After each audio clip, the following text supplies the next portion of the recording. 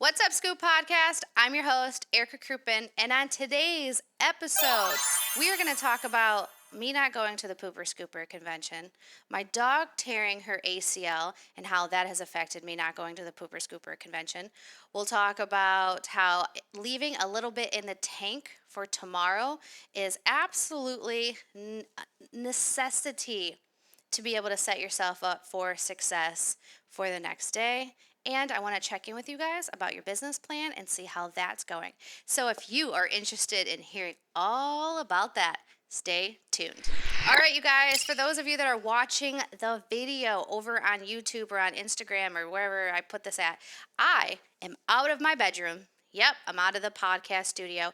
I thought to myself, Erica, you have this beautiful home. You have so much space. You have this long kitchen table that seats 8 comfortably, but 10 people could sit at this table. Why are you just hanging out in your dungeon of a bedroom?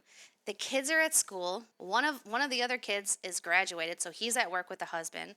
The dog, I'll tell you guys about the dog here soon, is chilling. She's all hopped up on pain meds and all some other stuff, so she's super quiet. Get out of the bedroom. Enjoy it. So that's what I'm doing. So I'm hanging out in my den area. We already have our Halloween stuff up. It's not even October yet. We've had our Halloween stuff up since August. We have, because we had to clean out our attic because we were getting our roof redone. And they said, whoa, whoa, whoa, you have too much stuff in your garage attic. One, it's preventing airflow, and two, you need to get some of that stuff out of there. So we decided that, well, not we, my husband. My husband decided, let's decorate for Halloween. I said, all right, bet, let's do it. So that's what's going on here. Okay, enough about my Halloween decorations. Let's really get into the meat of this. Let's really get into what I want to talk about first. This episode is going to drop on Monday. It's going to be the Monday after the Pooper Scooper convention. And I know you guys have heard me talk about this. I've talked about it on the podcast. I've talked about it on social media, the stories. I was so amped up. I was supposed to be in South Carolina with you guys for an entire week. I was supposed to fly out this morning when I'm recording this, Wednesday, get there in the late morning and then be there Wednesday, Thursday, Friday, Saturday, Sunday, Monday, Tuesday, fly out Wednesday. That was the plan. I had the hotel booked. I had the flights booked. I had everything figured out until my dog was outside living her best life, doing what she does. She comes hobbling in the house. Her legs hurt.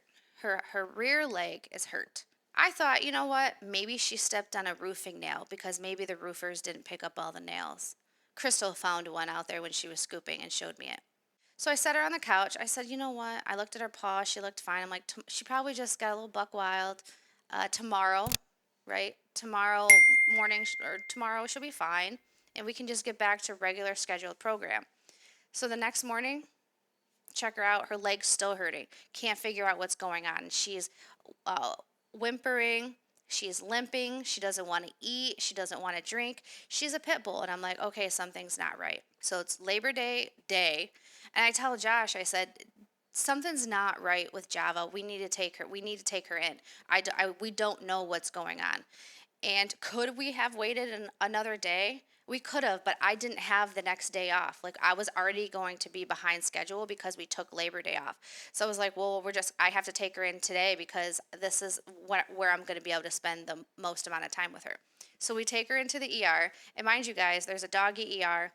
And if any of you guys are thinking about like, oh, I shouldn't charge extra to my customers when they want me to come out on a holiday or they want me to come out on a weekend, I got charged an additional fee, a holiday fee at the vet. So yes, if somebody wants you to come out on a weekend, don't be scared to charge. Your time is valuable. We go to the vet. We waited. It probably took a good 4 hours from start to finish, from the waiting process to getting in, getting her checked out. She got the x-rays, they gave her medication until I was able to get her into the vet. They said, we believe she has a completely torn or a partially torn ACL. What? What the hell is an ACL? Well, come to find out, it's a ligament, I believe, or a tendon in the knee. Football players get this type of injury. This is like a football player injury from what my uncle told me. So I get the medications, we set her down. I'm like, okay, what is this? Like, what does this mean? I start looking it up online, and they're saying surgery. A surgery for a torn ACL between $2,000 and $6,000. Okay. I call the vet. We get her in there. They look. I get a specialist because we need a specialist that comes in. So, of course, these vet bills are just racking up, racking up. The first bill was like 400 and some change. So the specialist comes in, he checks it. He's like, "Oh yeah, she's got a completely torn ACL. She might need to she's going to definitely have to have that repaired, and she's going to have her meniscus repaired. I can get you in Monday. She's in a lot of pain. She needs this." Or if you can't do it Monday, I have an availability in October. In October? We are in September, sir. And so Josh and I kind of looked at each other. We're like, well, do we want to call around? Like, this is the vet she always comes to. So we just decided to move forward. And my husband and I talked. And at first, Josh was like, well, Ethan can watch her. He's going to stay home. That's the plan. And then after talking to people and talking to the vet, I'm like, you know what? No. He's fresh out of high school. He's 18 years old. The kind of care that this dog needs to keep up on her pain medication, take her out to go potty, assist her, calm her, do all the things. I decided that it just was not in the best interest for me to go, and that was a really hard decision to make because I am trying to build up my career. I'm trying to meet you guys. I wanted to mingle.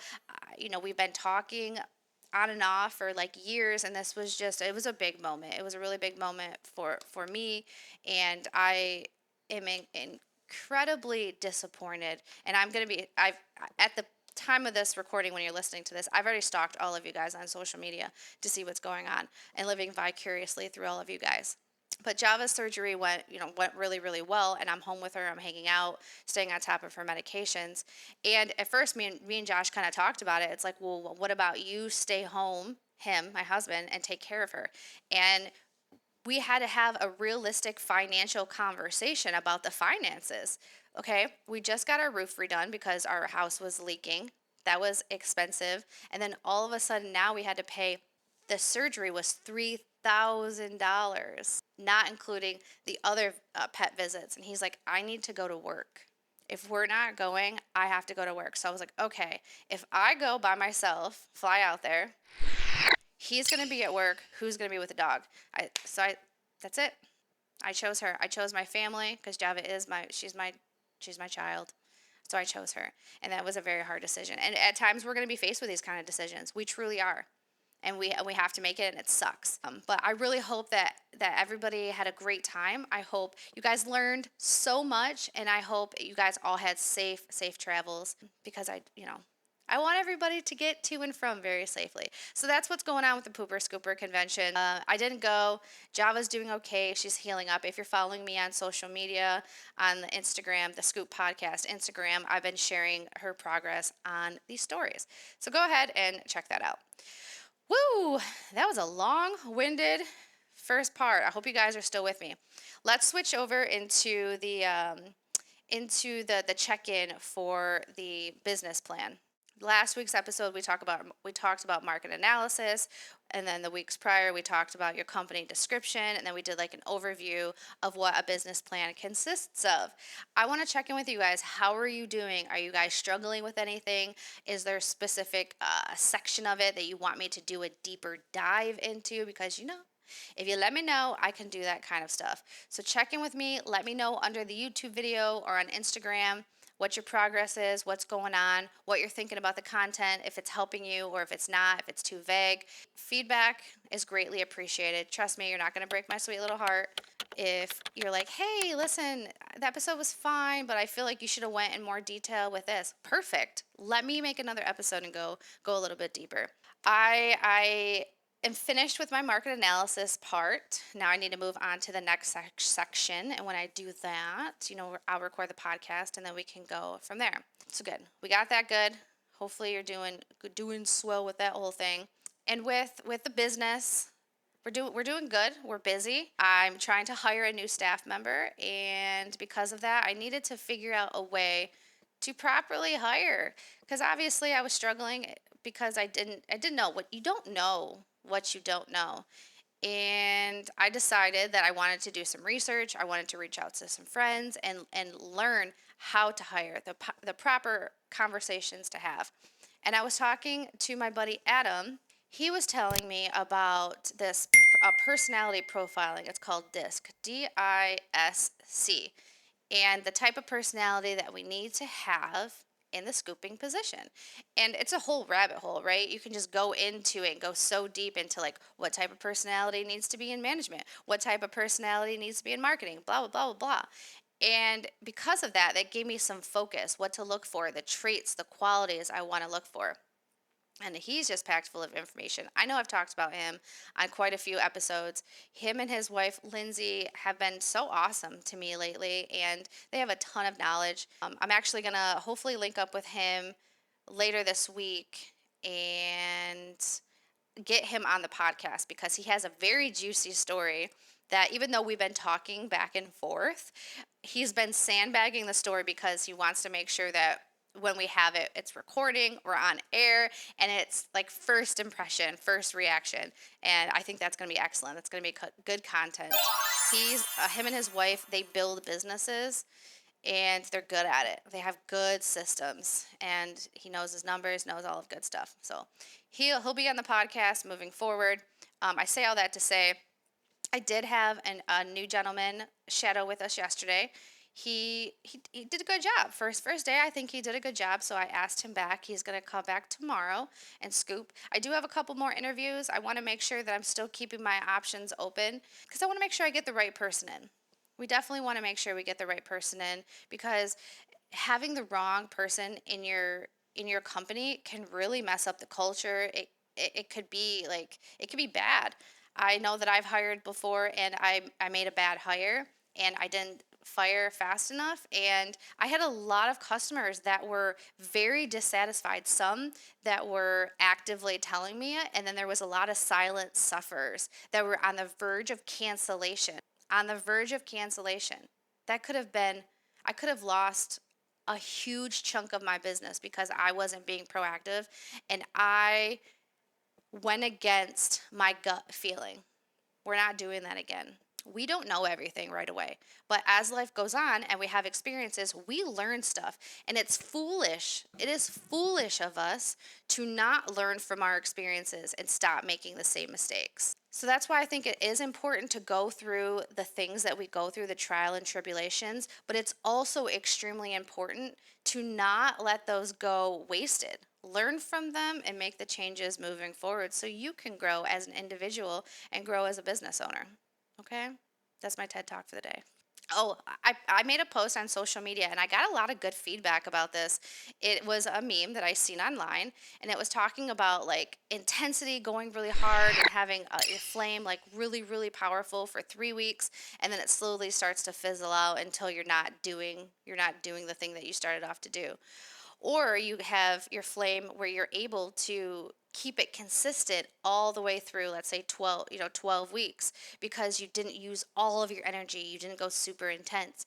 And I've been very guilty of this. You know how you get super motivated and you're like, I'm going to do this. I'm going to clean my house. I'm going to lose my weight. I'm going to make new friends. I'm going to hang out with people. I'm going to reach out to those people that I haven't talked to in a long time. I'm going to start a business. I'm going to write a policy. The list goes on and on and on. And you go so freaking hard. You make all these changes, and then all of a sudden, you're like, whew, you got no energy, and your body just shuts down, and you're running on E.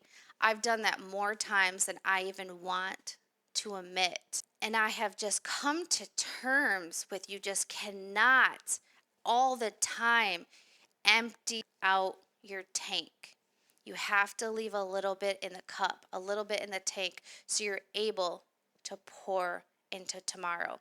Because I find it's really easy, not really easy, it's much easier to rebuild your energy, rebuild your thought process, rebuild your motivation when you have a little bit in there, a little bit of momentum to kind of keep it going, just enough to get you started, right? Because a wheel in motion stays in motion.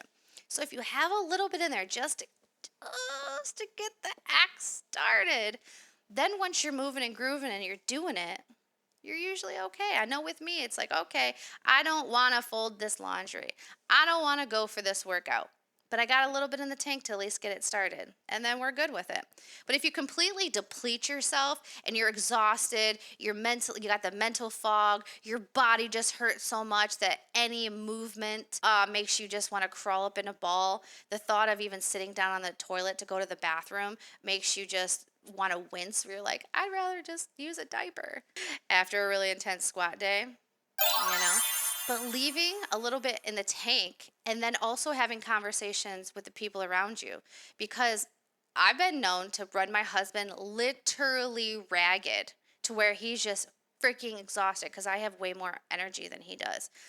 And this has been a point of contention with us because I'd be like, no, no, we got to finish it. And he's like, no, Erica, we don't have to finish this right now. We can stop and then we can start back up tomorrow. And I get so focused on what the plan is that I've already put in my brain that I can't see where he's coming from, and I haven't been able to. And it's just taken my own personal experience and him actually having the conversations with me to really just stop, be like, stop. I need for you to chill out.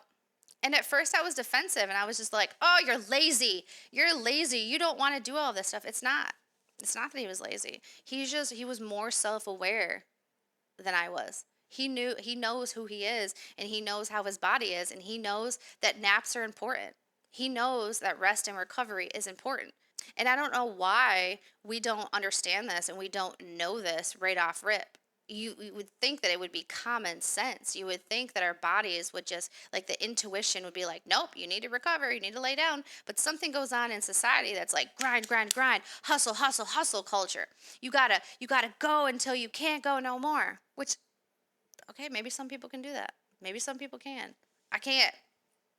So I've come to terms that I gotta take naps, leave a little bit in the tank, plan accordingly. Don't schedule so much stuff that every single minute of every single day is it's so full, and then when something happens and the ball gets dropped, then it's a chain reaction and everything just is behind schedule. We have to leave some buffer in there for our schedule and leave some buffer in for ourselves to recover. And it's hard. It's really hard, especially when there's so much pressures and you have so many people relying on you. And maybe if you are the person in your life that is the rock, right? You're the steady one and everybody relies on you. You got to be able to put up those boundaries and say, hey, listen, no, I need to recover right now. I'm done for the day. And my husband did that. He drew his foot in the line and I try to push against it so much. And he just stayed firm. He stayed firm. And it was tough. It was really tough, but it finally clicked. And that's cool. I'm glad that it did. Because now he's happy because he gets to nap, and I'm getting happier. I'm getting happier because now I'm like, okay, all right, we can take a nap and we don't have to feel guilty about it. We do not have to feel guilty about it. Women are listening. Do you ever take a nap and feel guilty? Like, oh, I could have cleaned.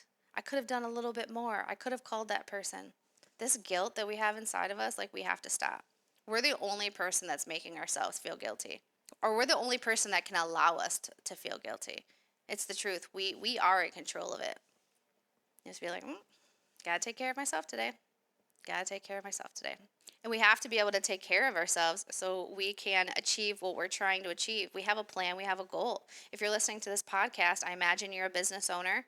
And a lot of times, a lot of business owners that are women, they're moms too, and or dads, moms, dads, whatever the situation is. It's just we have a lot on our plate, and it's not like we're slouches, and we're trying to navigate the life in general, who we are as people, who we're changing into, and when it's all work, no play, it can sometimes get super unmotivating, especially if you're letting your weight go downhill or you're letting your diet and nutrition go downhill and you're feeling extra tired. And that's the big reason of why I started the 75 Hard Challenge.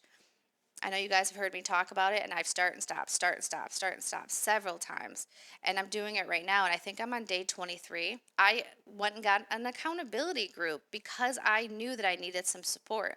When I first tried this, I tried to stop drinking altogether, change my diet, go to bed early, wake up early, drink water, read books, do all the things. And the only thing that I was consistently doing out of that list was drinking a gallon of water per day, because I drink a ton of water.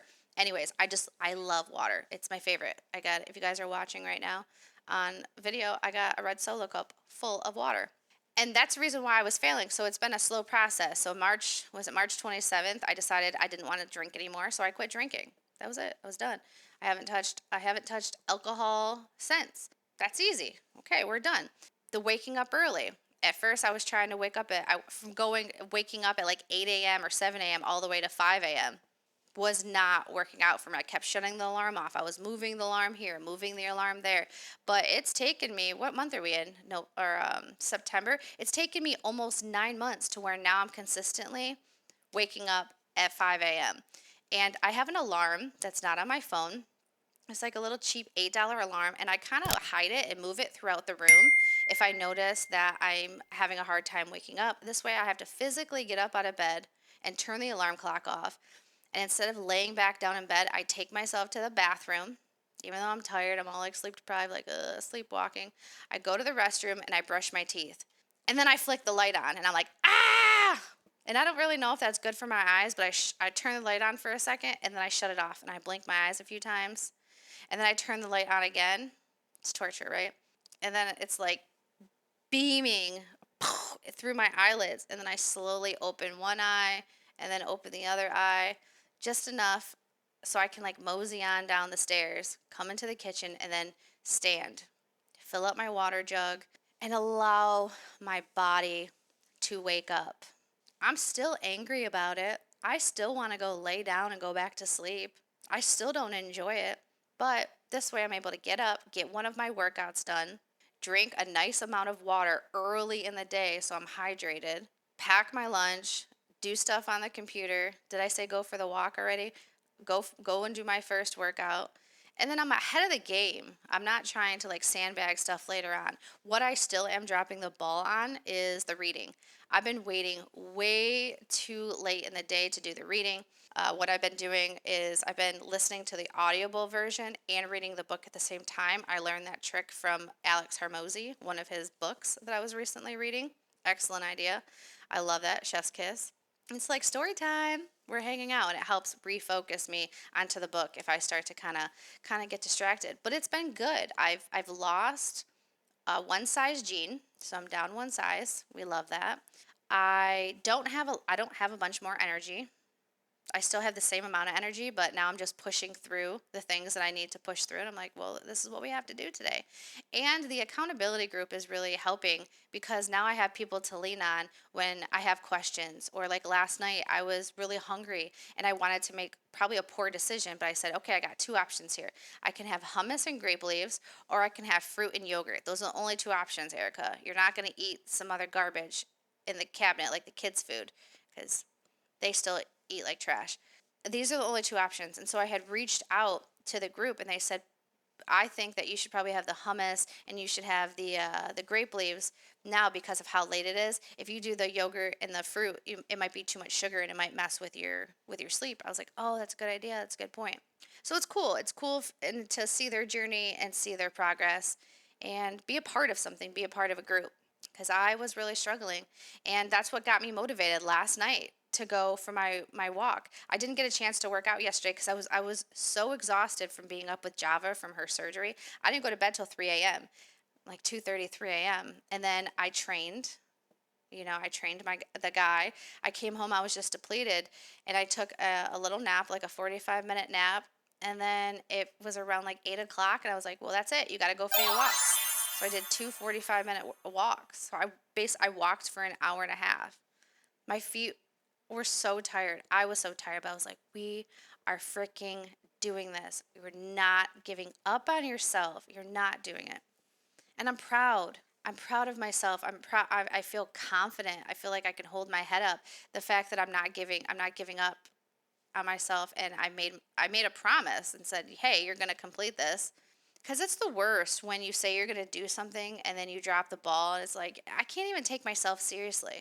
I can't even hold a promise to myself. But we can hold promises to other people, right? Other people feel like they can count on us. Why can't we count on us? Think about that. If you struggle, Why can't we count on ourselves? Why are we not holding each other ourselves accountable? It's just easy. So my suggestion to you, if you're struggling to achieve something, get an accountability group and be okay with being vulnerable with people. Vulnerability is good, only if they're trustworthy people. You got to make sure that you're, hanging out with trustworthy people, so you're able to be vulnerable and talk through those emotions. Okay? So that's 75 hard. What did we go over today? We talked about Java. Okay? We talked about how I'm so sad about not going to the Pooper Scooper convention.